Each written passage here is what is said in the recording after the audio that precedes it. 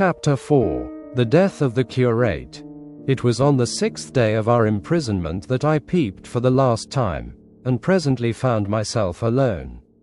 Instead of keeping close to me and trying to oust me from the slit, the curate had gone back into the scullery. I was struck by a sudden thought. I went back quickly and quietly into the scullery. In the darkness I heard the curate drinking. I snatched in the darkness, and my fingers caught a bottle of Burgundy. For a few minutes there was a tussle. The bottle struck the floor and broke, and I desisted and rose. We stood panting and threatening each other.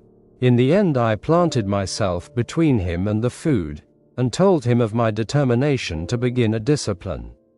I divided the food in the pantry into rations to last us 10 days. I would not let him eat any more that day. In the afternoon he made a feeble effort to get at the food. I had been dozing, but in an instant I was awake. All day and all night we sat face to face, I weary but resolute, and he weeping and complaining of his immediate hunger. It was, I know, a night and a day, but to me it seems now, an interminable length of time. And so our widened incompatibility ended at last in open conflict. For 2 vast days we struggled in undertones and wrestling contests. There were times when I beat and kicked him madly, times when I cajoled and persuaded him, and once I tried to bribe him with the last bottle of Burgundy, for there was a rain water pump from which I could get water. But neither force nor kindness availed. He was indeed beyond reason. He would neither desist from his attacks on the food nor from his noisy babbling to himself. The rudimentary precautions to keep our imprisonment endurable he would not observe. Slowly I began to realize the complete overthrow of his intelligence, to perceive that my sole companion in this close and sickly darkness was a man insane. From certain vague memories I am inclined to think my own mind wandered at times. I had strange and hideous dreams whenever I slept. It sounds paradoxical, but I am inclined to think that the weakness and insanity of the curate warned me, braced me, and kept me a sane man. On the 8th day he began to talk aloud instead of whispering, and nothing I could do would moderate his speech. "It is just, O God," he would say, over and over again. "It is just. On me and mine be the punishment laid. We have sinned, we have fallen short. There was poverty, sorrow. The poor were trodden in the dust, and I held my peace. I preached acceptable folly. My God, what folly! When I should have stood up, though I died for it, and called upon him to repent. Repent. Oppressors of the poor and needy. The winepress of God." Then he would suddenly revert to the matter of the food I withheld from him, praying, begging, weeping, at last threatening. He began to raise his voice. I prayed him not to. He perceived a hold on me. He threatened he would shout and bring the Martians upon us. For a time that scared me, but any concession would have shortened our chance of escape beyond estimating. I defied him, although I felt no assurance that he might not do this thing. But that day, at any rate, he did not. He talked with his voice rising slowly, through the greater part of the 8th and 9th days, threats, entreaties, mingled with a torrent of half-sane and always frothy repentance for his vacant sham of God's service, such as made me pity him. Then he slept a while, and began again with renewed strength, so loudly that I must needs make him desist. "Be still," I implored. He rose to his knees, for he had been sitting in the darkness near the copper. "I have been still too long," he said, in a tone that must have reached the pit, "and now I must bear my witness. Woe unto this unfaithful city! Woe, woe, woe, woe, woe, to the inhabitants of the earth by reason of the other voices of the trumpet." "Shut up," I said, rising to my feet, and in a terror lest the Martians should hear us. For God's sake. Nay, shouted the curate, at the top of his voice, standing likewise and extending his arms. Speak, the word of the Lord is upon me. In 3 strides he was at the door leading into the kitchen. I must bear my witness. I go. It has already been too long delayed. I put out my hand and felt the meat chopper hanging to the wall. In a flash I was after him. I was fierce with fear. Before he was halfway across the kitchen I had overtaken him. With one last touch of humanity I turned the blade back and struck him with the butt. He went headlong forward and lay stretched on the ground. I stumbled over him and stood panting. He lay still. Suddenly I heard a noise without, the run and smash of slipping plaster, and the triangular aperture in the wall was darkened. I looked up and saw the lower surface of a handling machine coming slowly across the hole. One of its gripping limbs curled amid the debris. Another limb appeared, feeling its way over the fallen beams. I stood petrified, staring. Then I saw through a sort of glass plate near the edge of the body the face, as we may call it, and the large dark eyes of a Martian, peering, and then a long metallic snake of tentacle came feeling slowly through the hole. I turned by an effort, stumbled over the curate, and stopped at the scullery door. The tentacle was now some way, 2 yards or more, in the room, and twisting and turning, with queer sudden movements, this way and that. For a while I stood fascinated by that slow, fitful advance. Then, with a faint, hoarse cry, I forced myself across the scullery. I trembled violently. I could scarcely stand upright. I opened the door of the coal cellar, and stood there in the darkness staring at the faintly lit doorway into the kitchen, and listening. Had the Martian seen me? What was it doing now? Something was moving to and fro there, very quietly.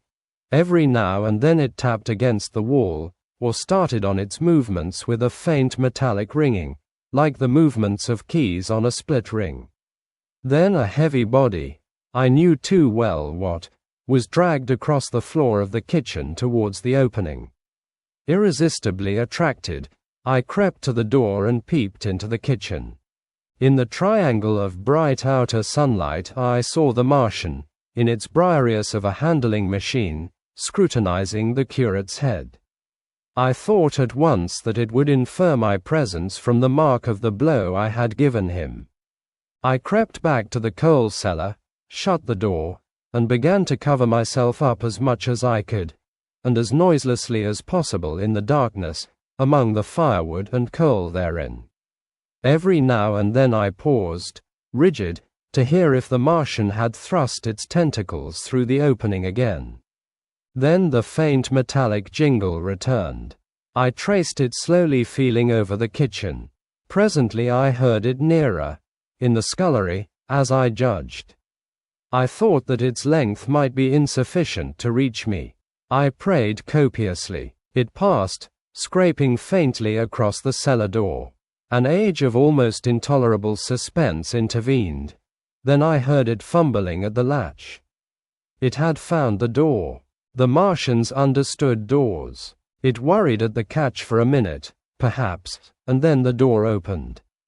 In the darkness I could just see the thing, like an elephant's trunk more than anything else, waving towards me and touching and examining the wall, coals, wood and ceiling.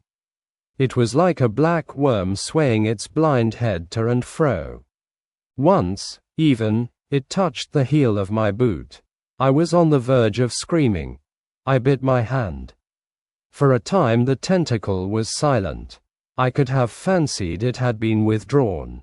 Presently, with an abrupt click, it gripped something. I thought it had me, and seemed to go out of the cellar again. For a minute I was not sure. Apparently it had taken a lump of coal to examine. I seized the opportunity of slightly shifting my position, which had become cramped, and then listened. I whispered passionate prayers for safety. Then I heard the slow, deliberate sound creeping towards me again. Slowly, slowly it drew near, scratching against the walls and tapping the furniture. While I was still doubtful, it rapped smartly against the cellar door and closed it. I heard it go into the pantry, and the biscuit tins rattled and a bottle smashed, and then came a heavy bump against the cellar door.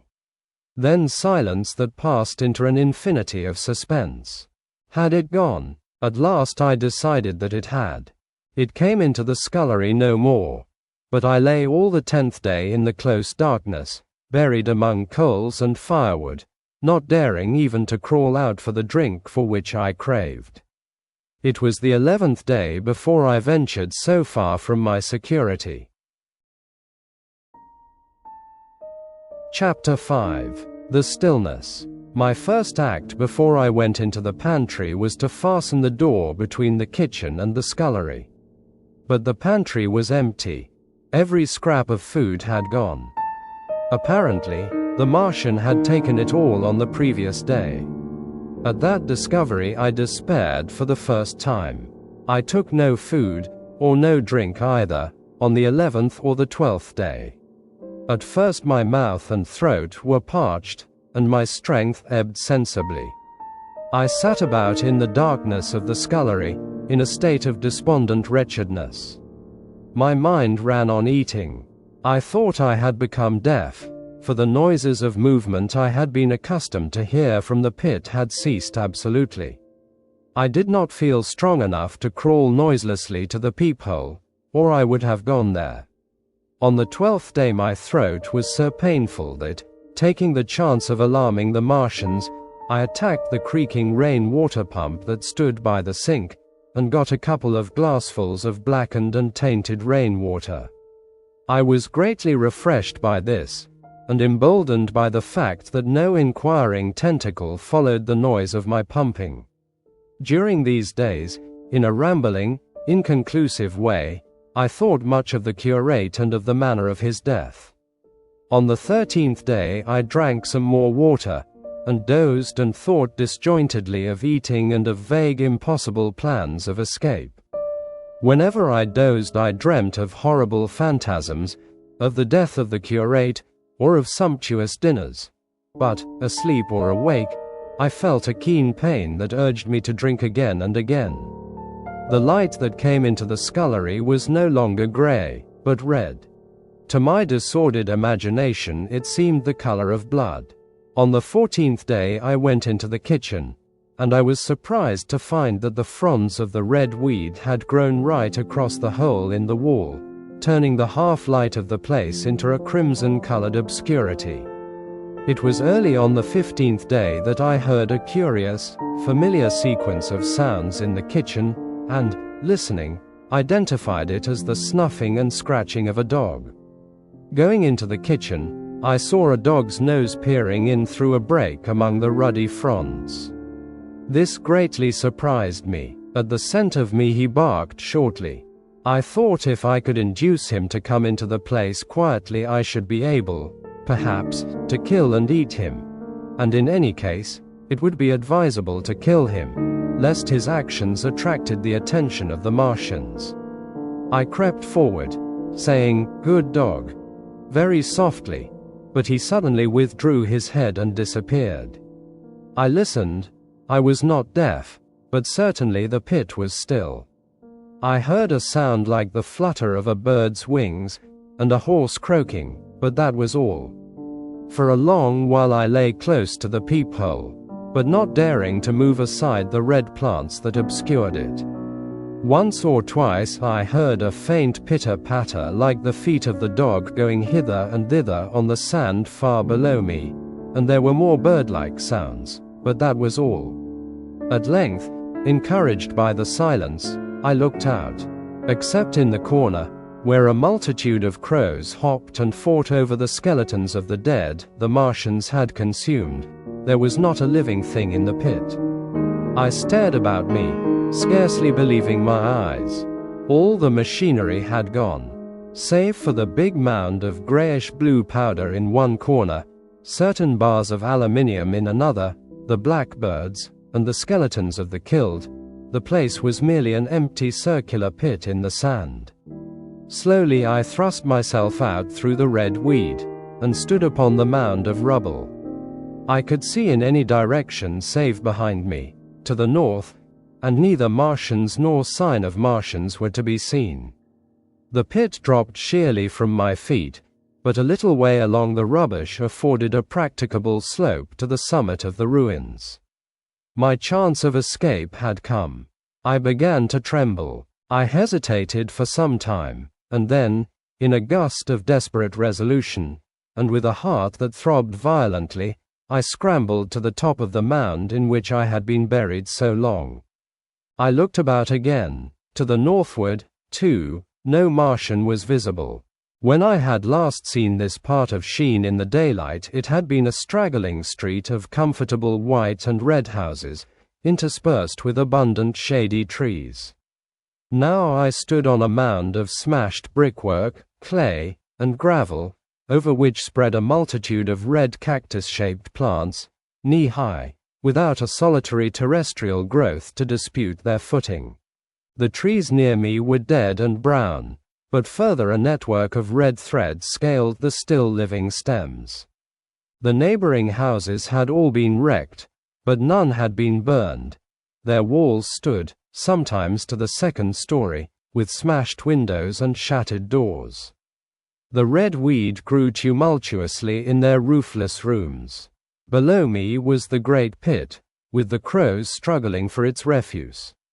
A number of other birds hopped about among the ruins. Far away I saw a gaunt cat slink crouchingly along a wall, but traces of men there were none. The day seemed, by contrast with my recent confinement, dazzlingly bright, the sky a glowing blue. A gentle breeze kept the red weed that covered every scrap of unoccupied ground gently swaying. And oh, the sweetness of the air! Chapter 6. The Work of 15 Days. For some time I stood tottering on the mound regardless of my safety.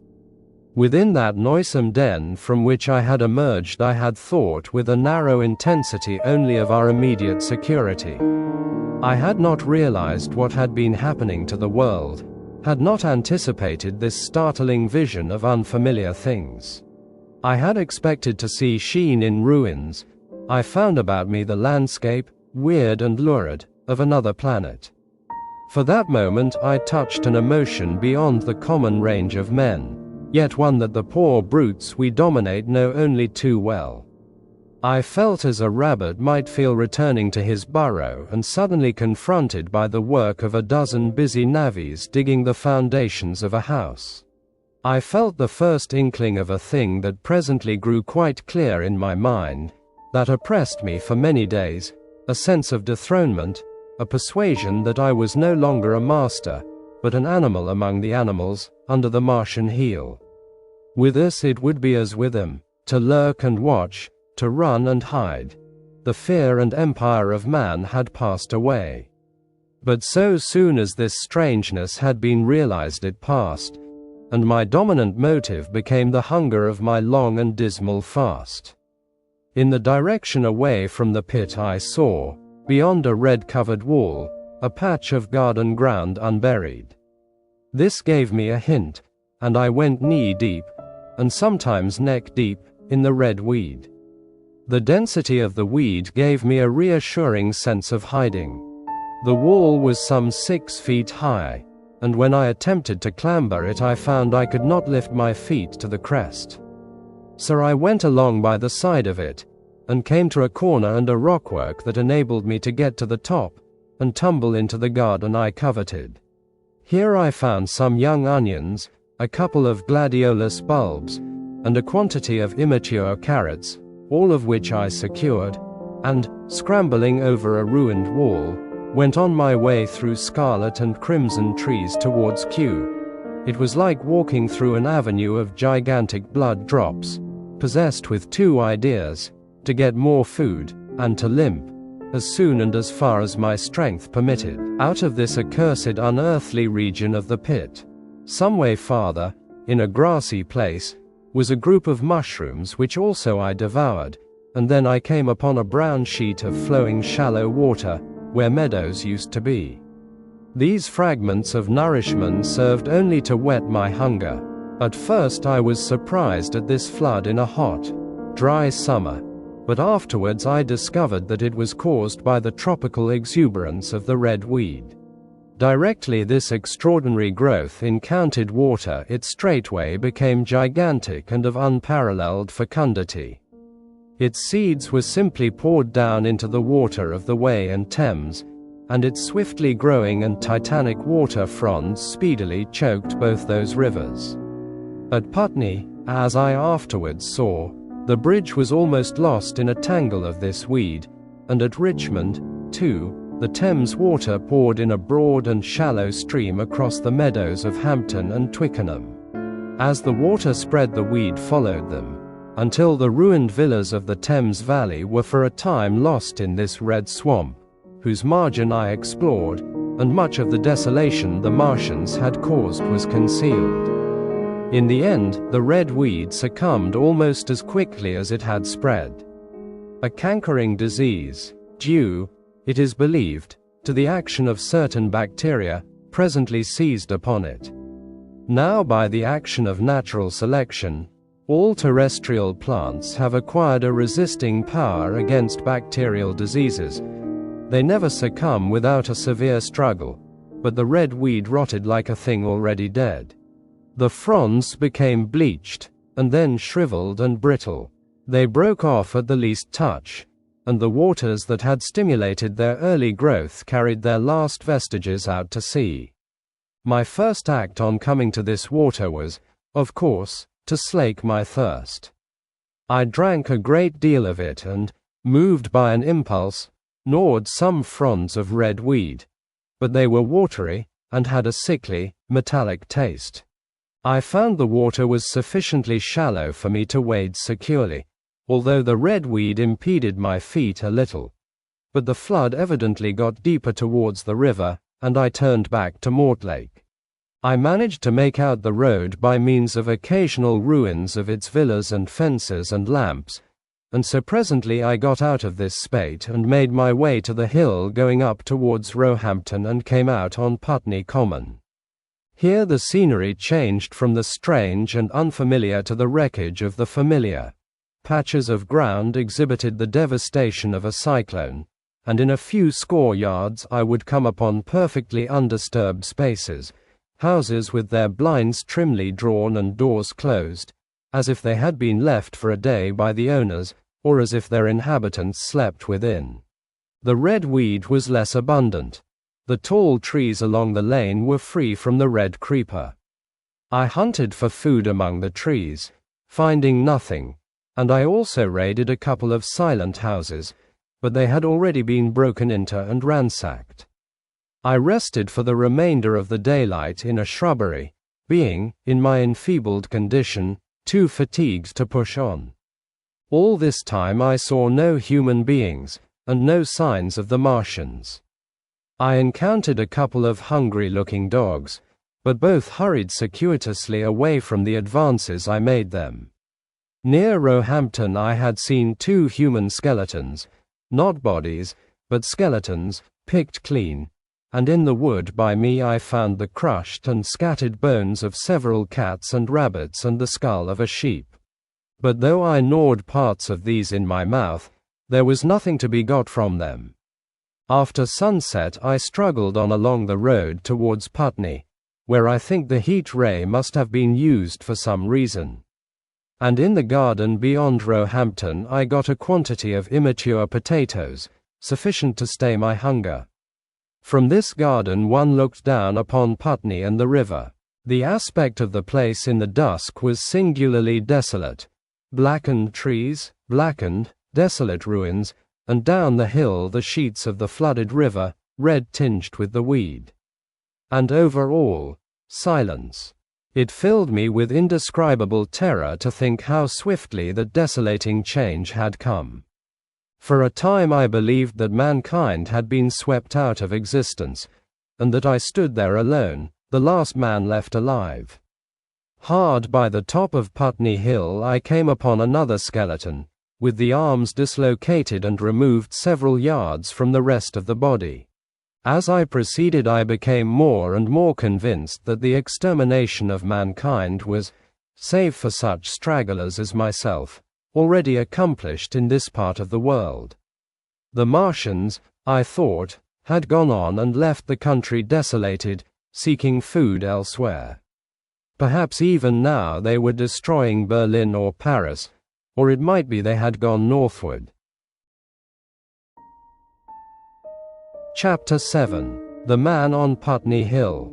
I spent that night in the inn that stands at the top of Putney Hill, sleeping in a made bed for the first time since my flight to Leatherhead. I will not tell the needless trouble I had breaking into that house. Afterwards I found the front door was on the latch, nor how I ransacked every room for food, until just on the verge of despair, in what seemed to me to be a servant's bedroom, I found a rat-gnawed crust and 2 tins of pineapple. The place had been already searched and emptied. In the bar I afterwards found some biscuits and sandwiches that had been overlooked. The latter I could not eat, they were too rotten, but the former not only stayed my hunger, but filled my pockets. I lit no lamps, fearing some Martian might come beating that part of London for food in the night. Before I went to bed I had an interval of restlessness, and prowled from window to window, peering out for some sign of these monsters. I slept little. As I lay in bed I found myself thinking consecutively, a thing I do not remember to have done since my last argument with the curate. During all the intervening time my mental condition had been a hurrying succession of vague emotional states or a sort of stupid receptivity.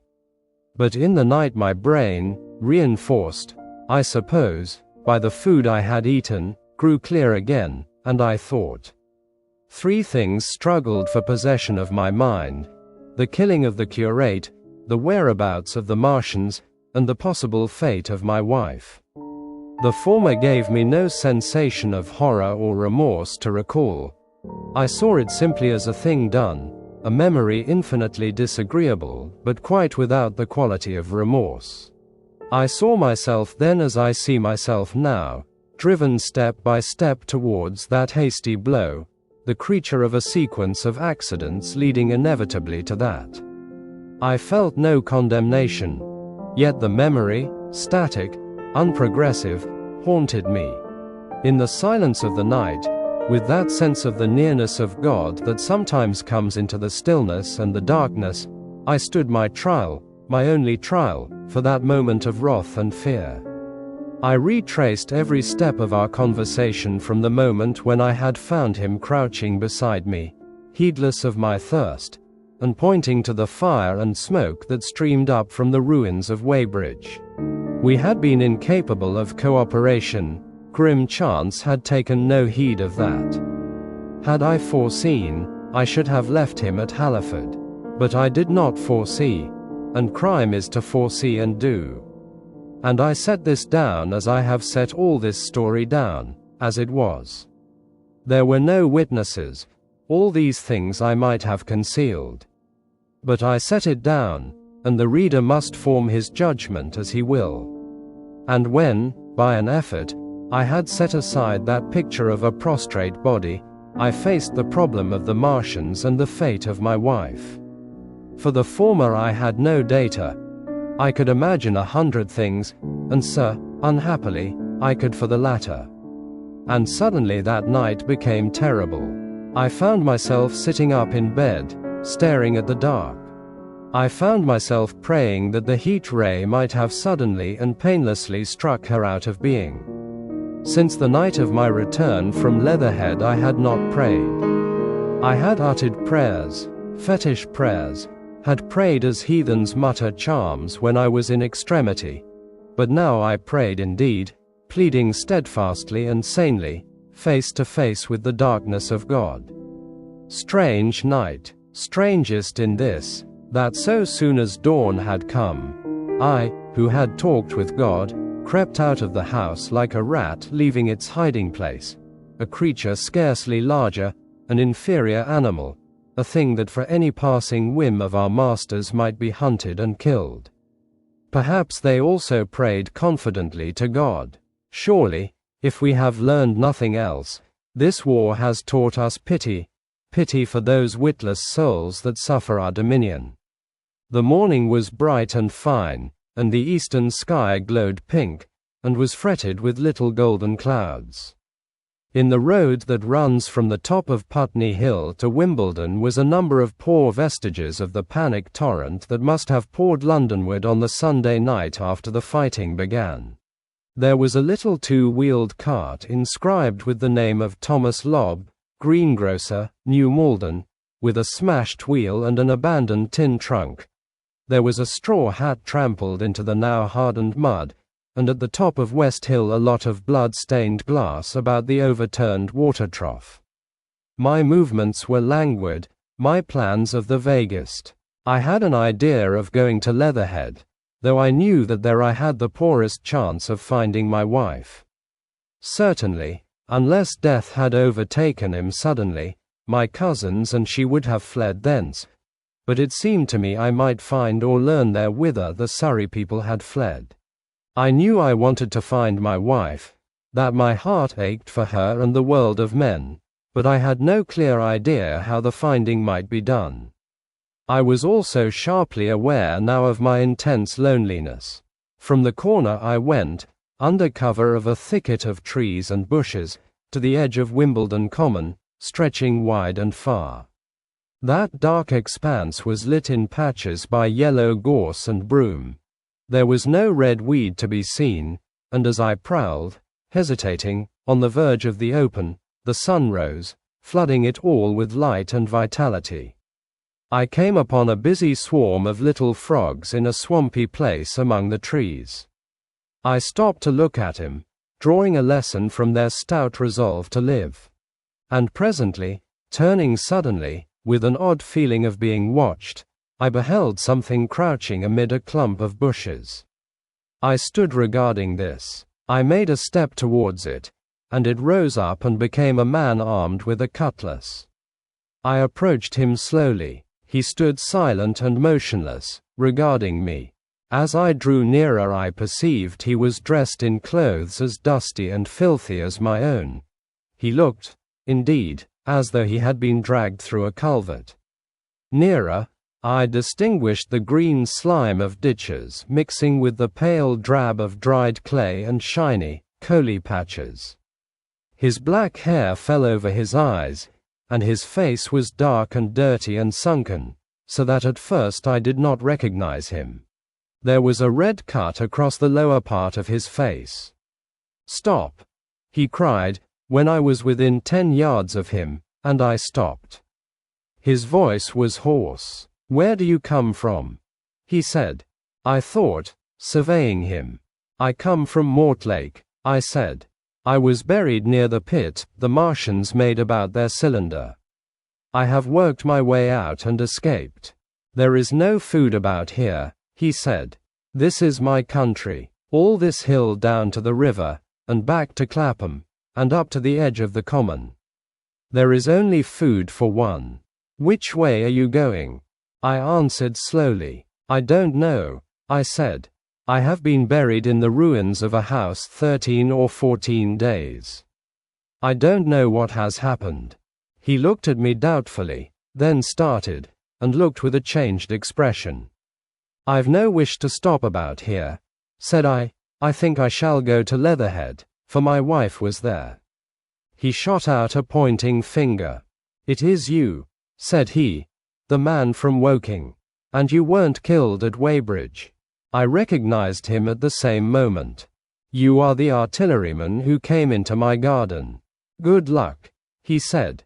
"We are lucky ones. Fancy you." He put out a hand, and I took it.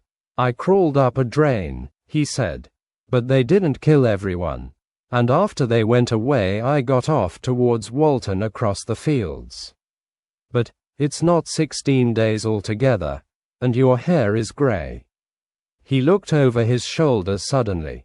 "Only a rook," he said. One gets to know that birds have shadows these days. This is a bit open. Let us crawl under those bushes and talk. Have you seen any Martians?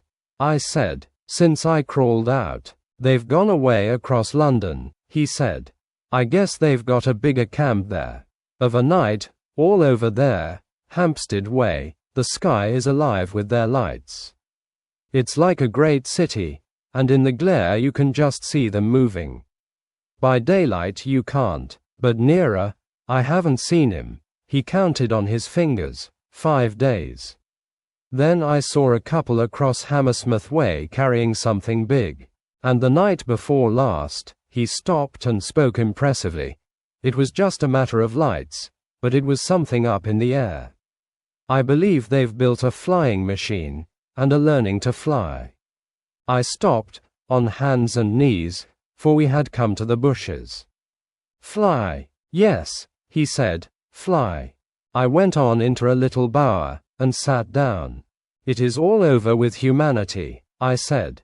If they can do that, they will simply go round the world. He nodded. They will, but it will relieve things over here a bit. And besides, he looked at me. Aren't you satisfied it is up with humanity? I am. We're down. We're beat. I stared. Strange as it may seem, I had not arrived at this fact. A fact perfectly obvious as soon as he spoke. I had still held a vague hope. Rather, I had kept a lifelong habit of mind. He repeated his words. We're beat. They carried absolute conviction. It's all over, he said. They've lost one, just one. And they've made their footing good and crippled the greatest power in the world. They've walked over us. The death of that one at Weybridge was an accident. And these are only pioneers. They kept on coming. These green stars. I've seen none these 5 or 6 days, but I've no doubt they're falling somewhere every night. Nothing's to be done. We're under. We're beat. I made him no answer. I sat staring before me, trying in vain to devise some countervailing thought. This isn't a war, said the artilleryman. It never was a war, any more than there's war between man and ants. Suddenly I recalled the night in the observatory. After the 10th shot they fired no more, at least, until the first cylinder came. How do you know? Said the artilleryman. I explained. He thought. Something wrong with the gun, he said. But what if there is? They'll get it right again. And even if there's a delay, how can it alter the end? It's just men and ants. There's the ants builds their cities, live their lives, have wars, revolutions, until the men want them out of the way, and then they go out of the way. That's what we are now, just ants. Only, yes, I said, we're eatable ants. We sat looking at each other. And what will they do with us? I said, that's what I've been thinking, he said. That's what I've been thinking. After Weybridge I went south, thinking. I saw what was up. Most of the people were hard at it, squealing and exciting themselves. But I'm not so fond of squealing. I've been in sight of death once or twice. I'm not an ornamental soldier, and at the best and worst, death, it's just death. And it's the man that keeps on thinking comes through. I saw everyone tracking away south. Says I, food won't last this way, and I turned right back. I went for the Martians like a sparrow goes for man. All round, he waved a hand to the horizon. They're starving in heaps, bolting, treading on each other. He saw my face, and halted awkwardly. No doubt lots who had money have gone away to France, he said. He seemed to hesitate whether to apologize, met my eyes, and went on. There's food all about here. Canned things in shops, wines, spirits, mineral waters, and the water mains and drains are empty. Well, I was telling you what I was thinking. Here's intelligent things, I said, and it seems they want us for food. First, they'll smash us up, ships, machines, guns, cities, all the order and organization. All that will go. If we were the size of ants we might pull through. But we're not. It's all too bulky to stop. That's the first certainty. I assented. It is. I've thought it out. Very well, then, next. At present we're caught as we're wanted. A Martian has only to go a few miles to get a crowd on the run. And I saw one day, out by Wandsworth, picking houses to pieces and rooting among the wreckage. But they won't keep on doing that. So soon as they've settled all our guns and ships, and smashed our railways, and done all the things they are doing over there, they will begin catching us systematic, picking the best and storing us in cages and things. That's what they will start doing in a bit. Lord, they haven't begun on us yet. Don't you see that? Not begun, I exclaimed. Not begun. All that's happened so far is through our not having the sense to keep quiet, worrying them with guns and such foolery. And losing our heads, and rushing off in crowds to where there wasn't any more safety than where we were. They don't want to bother us yet. They're making their things, making all the things they couldn't bring with them, getting things ready for the rest of their people. Very likely that's why the cylinders have stopped for a bit, for fear of hitting those who are here. And instead of our rushing about blind, on the howl, or getting dynamite on the chance of busting him up, we've got to fix ourselves up according to the new state of affairs. That's how I figure it out. It isn't quite according to what a man wants for his species, but it's about what the facts point to. And that's the principle I acted upon. Cities, nations, civilization, progress, it's all over. That game's up. We're beat. But if that is so, what is there to live for? The artilleryman looked at me for a moment. There won't be any more blessed concerts for 1,000,000 years or so. There won't be any Royal Academy of Arts, and no nice little feeds at restaurants. If it's amusement you're after, I reckon the game is up. If you've got any drawing room manners or a dislike to eating peas with a knife or dropping H's, you'd better chuck 'em away. They ain't no further use. You mean? I mean that men like me are going on living, for the sake of the breed. I tell you, I'm grim set on living, and if I'm not mistaken, you'll show what insides you've got, too, before long. We aren't going to be exterminated. And I don't mean to be caught either, and tamed and fattened and bred like a thundering ox. Ugh, fancy those brown creepers. You don't mean to say. I do. I'm going on, under their feet. I've got it planned. I've thought it out. We men are beat. We don't know enough. We've got to learn before we've got a chance. And we've got to live and keep independent while we learn. See? That's what has to be done. I stared, astonished, and stirred profoundly by the man's resolution. Great God! Cried I, but you are a man indeed. And suddenly I gripped his hand. He said, with his eyes shining. I've thought it out. Go on, I said. Well, those who mean to escape their catching must get ready. I'm getting ready, mind you. It isn't all of us that are made for wild beasts, and that's what it's got to be. That's why I watched you. I had my doubts. You're slender. I didn't know that it was you. You see, or just how you'd been buried. All these, the sort of people that lived in these houses, and all those damn little clerks that used to live down that way, they'd be no good. They haven't any spirit in 'em. No proud dreams and no proud lusts, and a man who hasn't one or the other, Lord. What is he but funk and precautions? They just used to skedaddle off to work. I've seen hundreds of bit of breakfast in hand, running wild and shining to catch their little season ticket train, for fear they'd get dismissed if they didn't, working at businesses they were afraid to take the trouble to understand.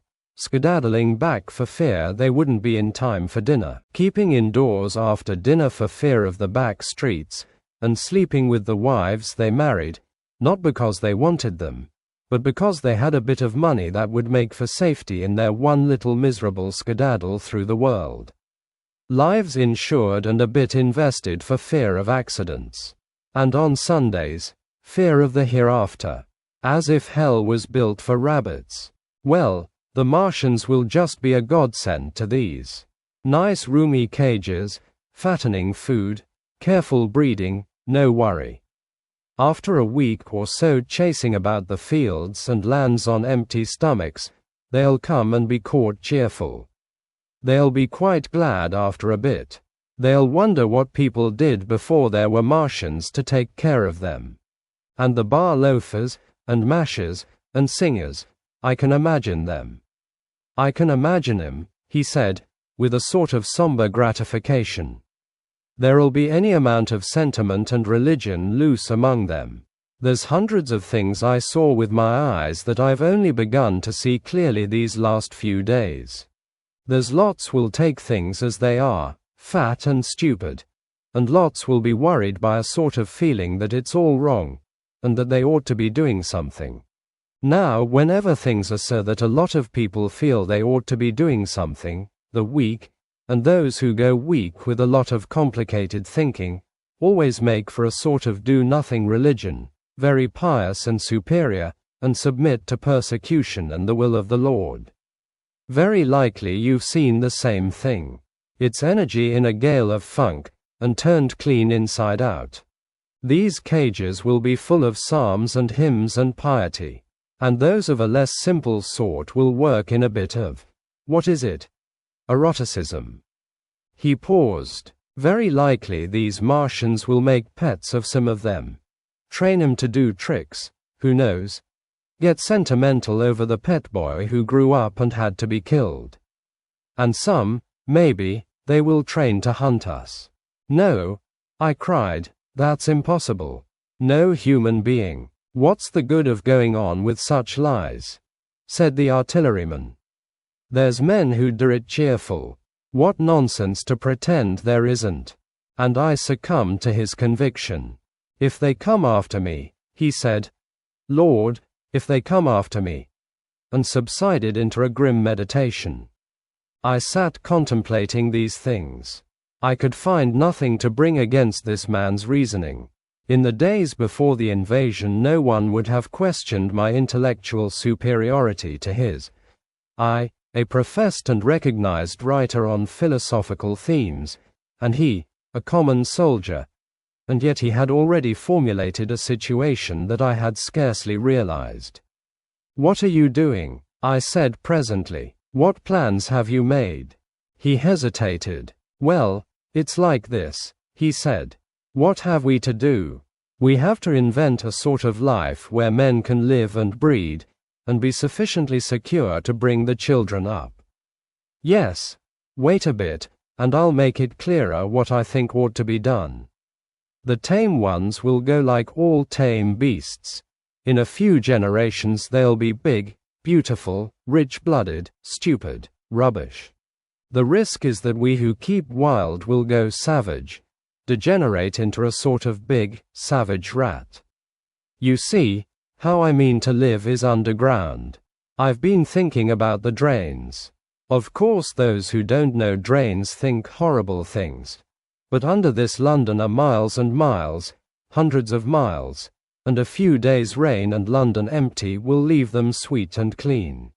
The main drains are big enough and airy enough for anyone. Then there's cellars, vaults, stores, from which bolting passages may be made to the drains. And the railway tunnels and subways. You begin to see, and we form a band, able-bodied, clean-minded men. We're not going to pick up any rubbish that drifts in. Weaklings go out again, as you meant me to go. Well, I parleyed, didn't I? We won't quarrel about that. Go on. Those who stop obey orders. Able-bodied, clean-minded women we want also, mothers and teachers. No lackadaisical ladies, no blasted rolling eyes. We can't have any weak or silly. Life is real again, and the useless and cumbersome and mischievous have to die. They ought to die. They ought to be willing to die. It's a sort of disloyalty, after all, to live and taint the race. And they can't be happy. Moreover, dying's none so dreadful. It's the funking makes it bad. And in all those places we shall gather. Our district will be London. And we may even be able to keep a watch, and run about in the open when the Martians keep away. Play cricket, perhaps. That's how we shall save the race. It's a possible thing, but saving the race is nothing in itself. As I say, that's only being rats. It's saving our knowledge and adding to it is the thing. There men like you come in. There's books, there's models. We must make great safe places down deep, and get all the books we can, not novels and poetry swipes, but ideas, science books. That's where men like you come in. We must go to the British Museum and pick all those books through. Especially we must keep up our science, learn more. We must watch these Martians. Some of us must go as spies. When it's all working, perhaps I will. Get caught, I mean. And the great thing is, we must leave the Martians alone. We mustn't even steal. If we get in their way, we clear out. We must show them we mean no harm. Yes, I know, but they're intelligent things, and they won't hunt us down if they have all they want, and think we're just harmless vermin. The artilleryman paused and laid a brown hand upon my arm. After all, it may not be so much we may have to learn before. Just imagine this. 4 or 5 of their fighting machines suddenly starting off, heat rays right and left, and not a Martian in M. Not a Martian in M, but men who have learned the way how. It may be in my time, even, those men. Fancy having one of them lovely things, with its heat ray wide and free.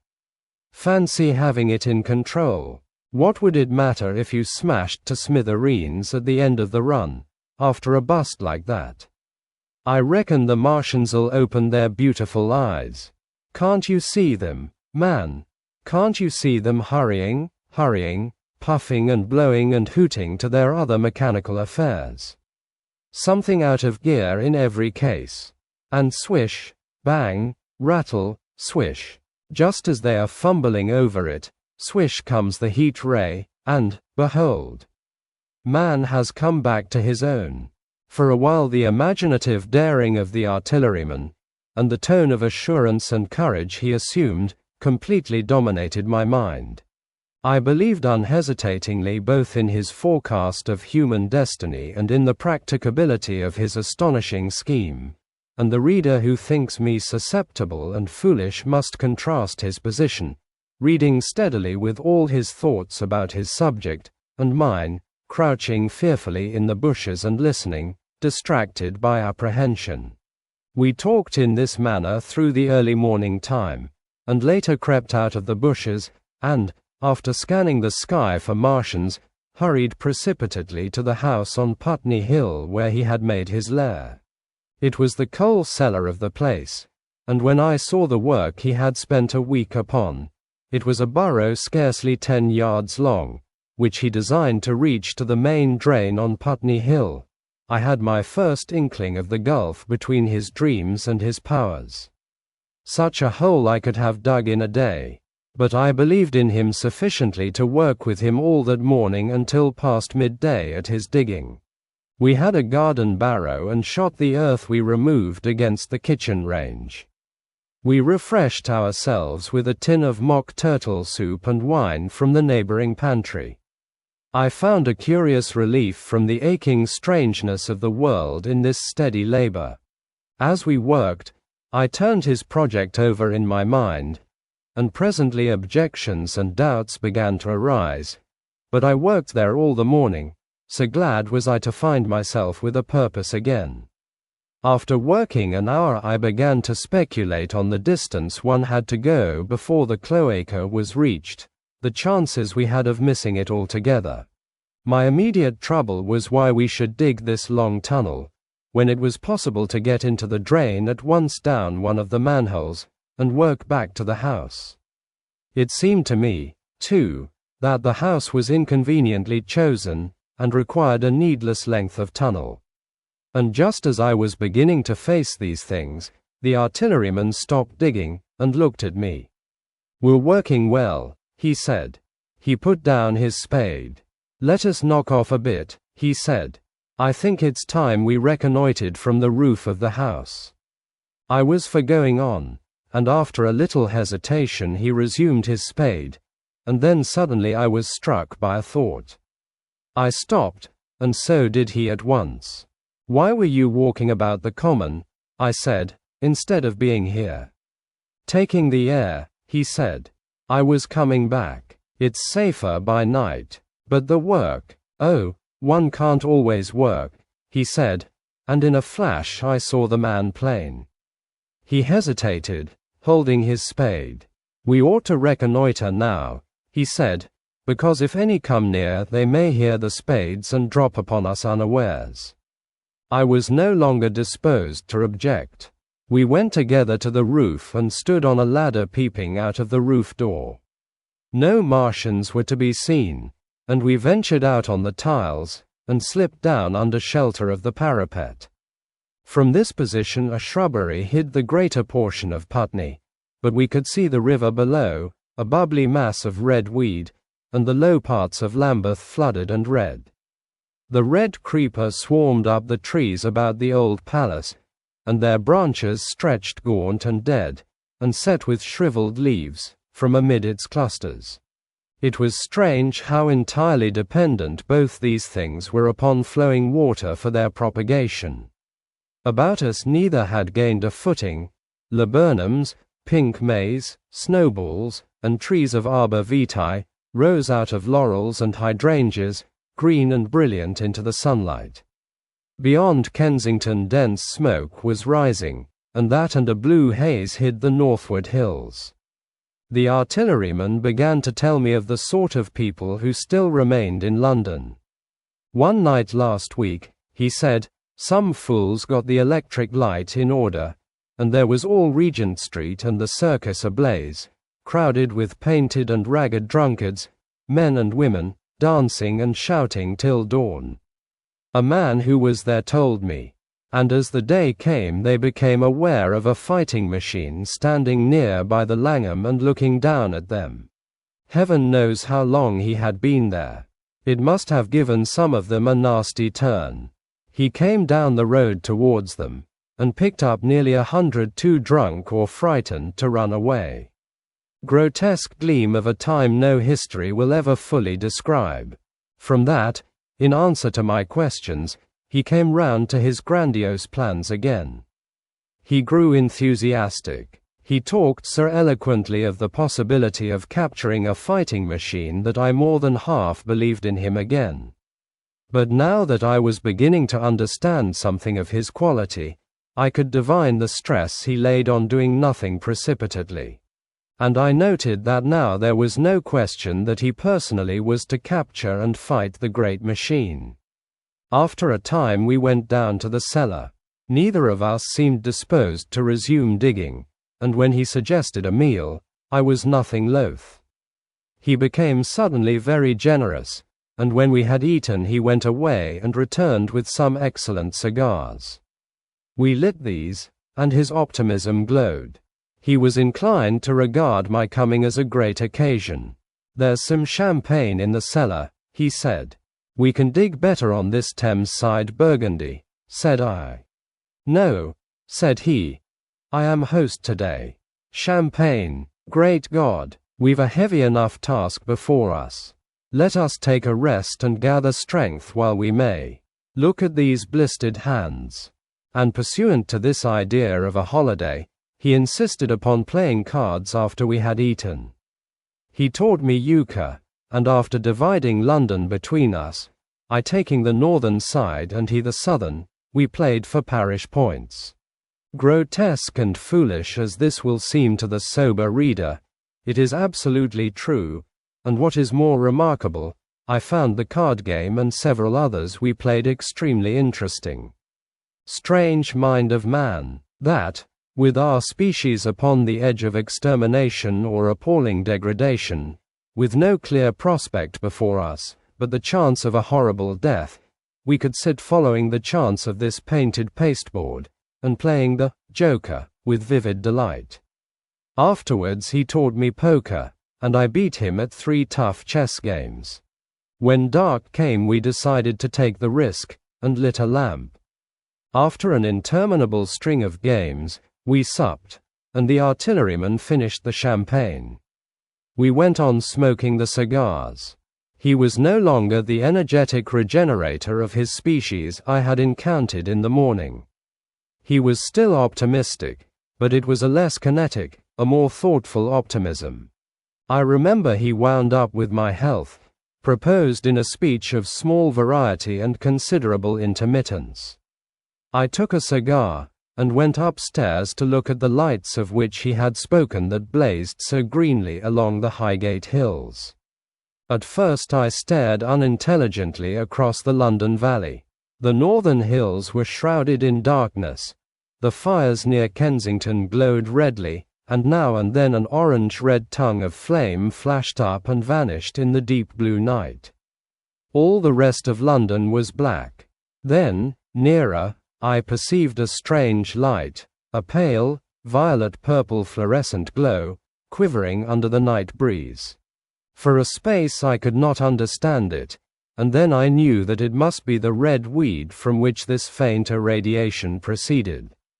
With that realization my dormant sense of wonder, my sense of the proportion of things, awoke again. I glanced from that to Mars, red and clear, glowing high in the west, and then gazed long and earnestly at the darkness of Hampstead and Highgate. I remained a very long time upon the roof, wondering at the grotesque changes of the day. I recalled my mental states from the midnight prayer to the foolish card playing. I had a violent revulsion of feeling. I remember I flung away the cigar with a certain wasteful symbolism. My folly came to me with glaring exaggeration. I seemed a traitor to my wife and to my kind. I was filled with remorse. I resolved to leave this strange undisciplined dreamer of great things to his drink and gluttony, and to go on into London. There, it seemed to me, I had the best chance of learning what the Martians and my fellowmen were doing. I was still upon the roof when the late moon rose. Chapter 8. Dead London. After I had parted from the artilleryman, I went down the hill, and by the High Street across the bridge to Fulham. The red weed was tumultuous at that time, and nearly choked the bridge roadway, but its fronds were already whitened in patches by the spreading disease that presently removed it so swiftly. At the corner of the lane that runs to Putney Bridge Station I found a man lying. He was as black as a sweep with the black dust, alive, but helplessly and speechlessly drunk. I could get nothing from him but curses and furious lunges at my head. I think I should have stayed by him but for the brutal expression of his face. There was black dust along the roadway from the bridge onwards, and it grew thicker in Fulham. The streets were horribly quiet. I got food, sour, hard, and mouldy, but quite eatable, in a baker's shop here. Some way towards Walham Green the streets became clear of powder, and I passed a white terrace of houses on fire. The noise of the burning was an absolute relief. Going on towards Brompton, the streets were quiet again. Here I came once more upon the black powder in the streets and upon dead bodies. I saw altogether about a dozen in the length of the Fulham Road. They had been dead many days, so that I hurried quickly past them. The black powder covered him over, and softened their outlines. One or two had been disturbed by dogs. Where there was no black powder, it was curiously like a Sunday in the city, with the closed shops, the houses locked up and the blinds drawn, the desertion, and the stillness. In some places plunderers had been at work, but rarely at other than the provision and wine shops. A jeweler's window had been broken open in one place, but apparently the thief had been disturbed, and a number of gold chains and a watch lay scattered on the pavement. I did not trouble to touch them. Farther on was a tattered woman in a heap on a doorstep. The hand that hung over her knee was gashed and bled down her rusty brown dress, and a smashed magnum of champagne formed a pool across the pavement. She seemed asleep, but she was dead. The farther I penetrated into London, the profounder grew the stillness. But it was not so much the stillness of death, it was the stillness of suspense, of expectation. At any time the destruction that had already singed the northwestern borders of the metropolis, and had annihilated Ealing and Kilburn, might strike among these houses and leave them smoking ruins. It was a city condemned and derelict. In South Kensington the streets were clear of dead and of black powder. It was near South Kensington that I first heard the howling. It crept almost imperceptibly upon my senses. It was a sobbing alternation of two notes, oola, oola, oola, oola, keeping on perpetually. When I passed streets that ran northward it grew in volume, and houses and buildings seemed to deaden and cut it off again. It came in a full tide down Exhibition Road. I stopped, staring towards Kensington Gardens, wondering at this strange, remote wailing. It was as if that mighty desert of houses had found a voice for its fear and solitude. Oola, oola, oola, oola, wailed that superhuman note, great waves of sound sweeping down the broad, sunlit roadway, between the tall buildings on each side. I turned northwards, marveling, towards the iron gates of Hyde Park. I had half a mind to break into the Natural History Museum and find my way up to the summits of the towers, in order to see across the park. But I decided to keep to the ground, where quick hiding was possible, and so went on up the Exhibition Road. All the large mansions on each side of the road were empty and still, and my footsteps echoed against the sides of the houses. At the top, near the park gate, I came upon a strange sight. A bus overturned, and the skeleton of a horse picked clean. I puzzled over this for a time, and then went on to the bridge over the Serpentine. The voice grew stronger and stronger, though I could see nothing above the housetops on the north side of the park, save a haze of smoke to the northwest. Oola, oola, oola, oola, cried the voice, coming, as it seemed to me, from the district about Regent's Park. The desolating cry worked upon my mind. The mood that had sustained me passed. The wailing took possession of me. I found I was intensely weary, footsore, and now again hungry and thirsty. It was already past noon. Why was I wandering alone in this city of the dead? Why was I alone when all London was lying in state, and in its black shroud? I felt intolerably lonely. My mind ran on old friends that I had forgotten for years. I thought of the poisons in the chemists' shops, of the liquors the wine merchants stored. I recalled the two sodden creatures of despair, who so far as I knew, shared the city with myself. I came into Oxford Street by the Marble Arch, and here again were black powder and several bodies, and an evil, ominous smell from the gratings of the cellars of some of the houses. I grew very thirsty after the heat of my long walk. With infinite trouble I managed to break into a public house and get food and drink. I was weary after eating, and went into the parlor behind the bar, and slept on a black horsehair sofa I found there. I awoke to find that dismal howling still in my ears, oola, oola, oola, oola. It was now dusk, and after I had rooted out some biscuits and a cheese in the bar, there was a meat safe, but it contained nothing but maggots. I wandered on through the silent residential squares to Baker Street. Portman Square is the only one I can name, and so came out at last upon Regent's Park. And as I emerged from the top of Baker Street, I saw far away over the trees in the clearness of the sunset the hood of the Martian giant from which this howling proceeded. I was not terrified. I came upon him as if it were a matter of course. I watched him for some time, but he did not move. He appeared to be standing and yelling, for no reason that I could discover. I tried to formulate a plan of action. That perpetual sound of "oola, oola, oola, oola" confused my mind. Perhaps I was too tired to be very fearful. Certainly I was more curious to know the reason of this monotonous crying than afraid. I turned back away from the park and struck into Park Road, intending to skirt the park, went along under the shelter of the terraces, and got a view of this stationary, howling Martian from the direction of St. John's Wood. A couple of 100 yards out of Baker Street I heard a yelping chorus, and saw, first a dog with a piece of putrescent red meat in his jaws coming headlong towards me, and then a pack of starving mongrels in pursuit of him. He made a wide curve to avoid me, as though he feared I might prove a fresh competitor.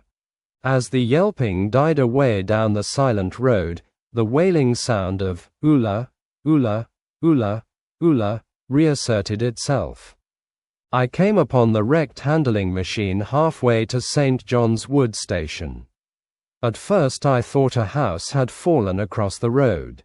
It was only as I clambered among the ruins that I saw, with a start, this mechanical Samson lying, with its tentacles bent and smashed and twisted, among the ruins it had made. The forepart was shattered. It seemed as if it had driven blindly straight at the house, and had been overwhelmed in its overthrow. It seemed to me then that this might have happened by a handling machine escaping from the guidance of its Martian. I could not clamber among the ruins to see it, and the twilight was now so far advanced that the blood with which its seat was smeared, and the gnawed gristle of the Martian that the dogs had left, were invisible to me. Wondering still more at all that I had seen, I pushed on towards Primrose Hill. Far away, through a gap in the trees, I saw a second Martian, as motionless as the first, standing in the park towards the zoological gardens, and silent. A little beyond the ruins about the smashed handling machine I came upon the red weed again, and found the Regent's Canal, a spongy mass of dark red vegetation. As I crossed the bridge, the sound of "oola, oola, oola, oola" ceased. It was, as it were, cut off. The silence came like a thunderclap. The dusky houses about me stood faint and tall and dim. The trees towards the park were growing black. All about me the red weed clambered among the ruins, writhing to get above me in the dimness.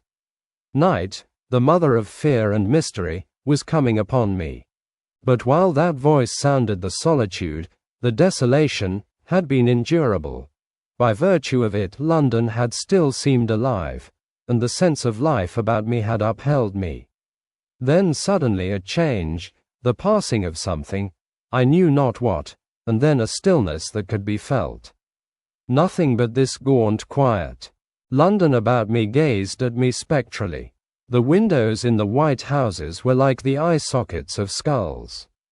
About me my imagination found 1,000 noiseless enemies moving. Terror seized me, a horror of my temerity. In front of me the road became pitchy black as though it was tarred, and I saw a contorted shape lying across the pathway. I could not bring myself to go on. I turned down St. John's Wood Road, and ran headlong from this unendurable stillness towards Kilburn. I hid from the night and the silence, until long after midnight, in a cabman's shelter in Harrow Road. But before the dawn my courage returned, and while the stars were still in the sky I turned once more towards Regent's Park. I missed my way among the streets, and presently saw down a long avenue, in the half-light of the early dawn, the curve of Primrose Hill. On the summit, towering up to the fading stars, was a third Martian, erect and motionless like the others. An insane resolve possessed me. I would die and end it. And I would save myself even the trouble of killing myself.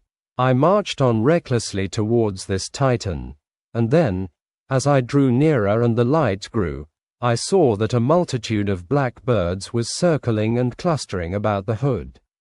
At that my heart gave a bound, and I began running along the road. I hurried through the red weed that choked St. Edmund's Terrace. I waded breast high across a torrent of water that was rushing down from the waterworks towards the Albert Road, and emerged upon the grass before the rising of the sun. Great mounds had been heaped about the crest of the hill, making a huge redoubt of it. It was the final and largest place the Martians had made, and from behind these heaps there rose a thin smoke against the sky. Against the skyline an eager dog ran and disappeared. The thought that had flashed into my mind grew real, grew credible. I felt no fear, only a wild, trembling exultation, as I ran up the hill towards the motionless monster. Out of the hood hung lank shreds of brown, at which the hungry birds pecked and tore. In another moment I had scrambled up the earthen rampart and stood upon its crest, and the interior of the redoubt was below me. A mighty space it was, with gigantic machines here and there within it, huge mounds of material and strange shelter places. And scattered about it, some in their overturned war machines, some in the now rigid handling machines, and a dozen of them stark and silent and laid in a row, were the Martians, dead, slain by the putrefactive and disease bacteria against which their systems were unprepared. Slain as the red weed was being slain. Slain, after all man's devices had failed, by the humblest things that God, in his wisdom, has put upon this earth. For so it had come about, as indeed I and many men might have foreseen had not terror and disaster blinded our minds. These germs of disease have taken toll of humanity since the beginning of things, taken toll of our pre-human ancestors since life began here. But by virtue of this natural selection of our kind we have developed resisting power. To no germs do we succumb without a struggle, and to many, those that cause putrefaction in dead matter, for instance, our living frames are altogether immune. But there are no bacteria in Mars, and directly these invaders arrived, directly they drank and fed, our microscopic allies began to work their overthrow. Already when I watched them they were irrevocably doomed, dying and rotting even as they went to and fro. It was inevitable. By the toll of 1 billion deaths man has bought his birthright of the earth, and it is his against all comers. It would still be his were the Martians 10 times as mighty as they are. For neither do men live nor die in vain. Here and there they were scattered, nearly 50 altogether, in that great gulf they had made, overtaken by a death that must have seemed to them as incomprehensible as any death could be. To me also at that time this death was incomprehensible. All I knew was that these things that had been alive and so terrible to men were dead. For a moment I believed that the destruction of Sennacherib had been repeated, that God had repented, that the angel of death had slain them in the night. I stood staring into the pit, and my heart lightened gloriously, even as the rising sun struck the world to fire about me with his rays. The pit was still in darkness. The mighty engines, so great and wonderful in their power and complexity, so unearthly in their tortuous forms, rose weird and vague and strange out of the shadows towards the light. A multitude of dogs, I could hear, fought over the bodies that lay darkly in the depth of the pit, far below me.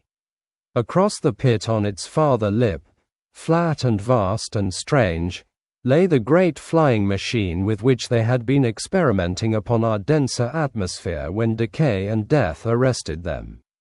Death had come not a day too soon.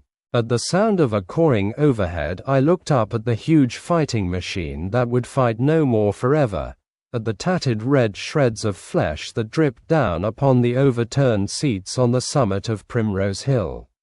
I turned and looked down the slope of the hill to where, enhaloed now in birds, stood those other two Martians that I had seen overnight, just as death had overtaken them. The one had died, even as it had been crying to its companions. Perhaps it was the last to die, and its voice had gone on perpetually until the force of its machinery was exhausted. They glittered now, harmless tripod towers of shining metal, in the brightness of the rising sun. All about the pit, and saved as by a miracle from everlasting destruction, stretched the great mother of cities. Those who have only seen London veiled in her somber robes of smoke can scarcely imagine the naked clearness and beauty of the silent wilderness of houses.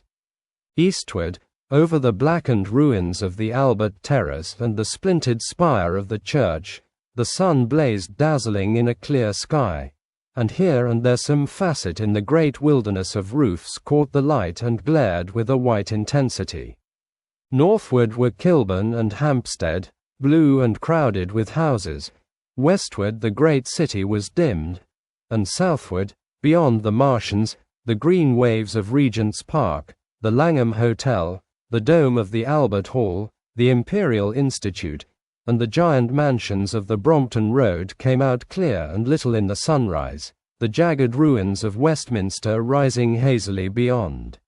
Far away and blue were the Surrey Hills, and the towers of the Crystal Palace glittered like two silver rods.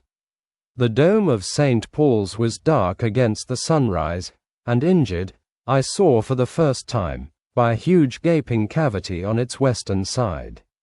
And as I looked at this wide expanse of houses and factories and churches, silent and abandoned, as I thought of the multitudinous hopes and efforts, the innumerable hosts of lives that had gone to build this human reef, and of the swift and ruthless destruction that had hung over it all, when I realized that the shadow had been rolled back, and that men might still live in the streets, and this dear vast dead city of mine be once more alive and powerful, I felt a wave of emotion that was near akin to tears.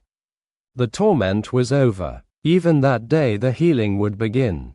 The survivors of the people scattered over the country, leaderless, lawless, foodless, like sheep without a shepherd, the thousands who had fled by sea, would begin to return. The pulse of life, growing stronger and stronger, would beat again in the empty streets and pour across the vacant squares. Whatever destruction was done, the hand of the destroyer was stayed. All the gaunt wrecks, the blackened skeletons of houses that stared so dismally at the sunlit grass of the hill, would presently be echoing with the hammers of the restorers and ringing with the tapping of their trowels. At the thought I extended my hands towards the sky and began thanking God. In a year, thought I, in a year. With overwhelming force came the thought of myself, of my wife, and the old life of hope and tender helpfulness that had ceased forever.